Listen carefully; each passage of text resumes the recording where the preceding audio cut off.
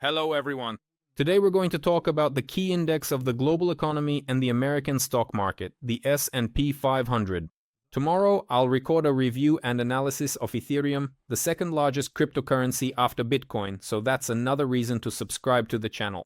Let me know in the comments which financial instruments you'd like me to analyze. Take a look at the chart. Here is the simplest chart. I've marked the divergent zones with rectangles, after which the index declined. We're not looking at the index itself, but at an ETF fund based on the index which closely tracks it, and it's enough to multiply the share price of this fund by 10 to get the value of the index. So in this case, that's 6,828 points. Let's switch to TradingView for a second where my indicators are. I'll talk about them separately. 6,827 points. Well, it's practically the same. So take note, there was a divergence here. It wasn't very pronounced because there weren't clear local highs and lows. But the index price, its value was rising, while the RSI first stayed flat and then started to decline. Where did the index value end up? In the middle of the ascending channel, and the RSI reached the value of 50. Then it bounced upward, formed a new divergence, and first dropped 20% to the middle of the channel, with the RSI dropping to 50, and then, after showing a much higher high while the RSI showed a much lower high, it fell even further. Let's see how many percent that was. 35%. Then finally, the next divergence. It happened in 2021. You can see that the highs are rising, the RSI highs are falling, and the index is dropping to the middle of the channel while the RSI moves into the 50 range. Right now, our RSI value is very high. There is no divergence here because here is one RSI high and here is a higher one. If you don't clearly see it, allow me to explicitly show you. Look closely, this current high point is significantly higher. But in any case, the overall market sentiment is quite considerably overheated, and the inherent risks of a substantial decline are indeed very high. Where could this decline go?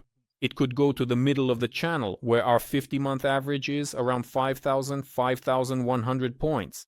It could go to the area of the red 100-month average. We already dropped to this level in March of 2020.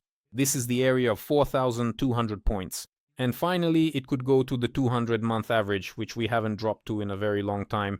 And that's around 2,900 to 3,000 points. I won't talk about anything lower for now. And now I want to show you just how overheated the index is. For that, let's switch to my indicators. Here's a chart with indicators that I wrote for myself, and we're interested in the very bottom one. This red line here is the overbought, oversold indicator. Notice, these are still monthly candles, but this red indicator is in the very top zone and is pointing upward. Again, we can expand it to full screen. And you can see that it's pointing upward. And this means that despite strong overbought conditions, there is no reason to talk about a trend reversal. When there is a break in the indicator, and it must be confirmed by the candle's close, then we can say with high probability that the trend has changed. Not guaranteed, but with high probability. At the same time, we have this pink zone here, which I marked with a red arrow. This is the mathematical target for the decline. This is another one of my indicators. Don't take everything too seriously, but it shows that the index could fall to the area of 4,400 to 4,800 points, which is roughly the lower boundary of this ascending channel.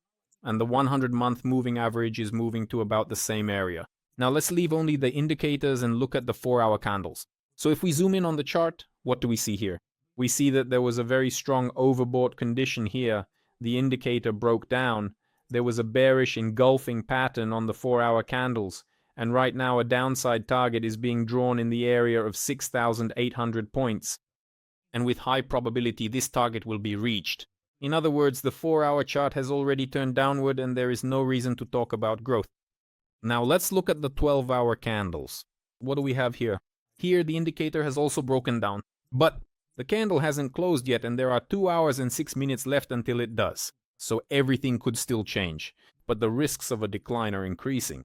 A short on the 4-hour chart and the threat of a short on the 12-hour chart. Let's look at the daily candles. What about the daily candles? It's the same situation here. The candle hasn't closed yet, but there's a potential trend reversal, at least a local one. And we might see an engulfing of yesterday's candle. Although, to be completely precise, it was a candle of indecision. It has a very small body. And finally, the weekly candles. Here, the situation is a little different, but still quite telling. Look closely here, the index is steadily rising, but the overall value of my technical indicator is first moving rather slowly sideways, and then it is clearly declining. And even if the index reaches a new all-time high in this area, it's unlikely that this indicator will shoot up all the way here.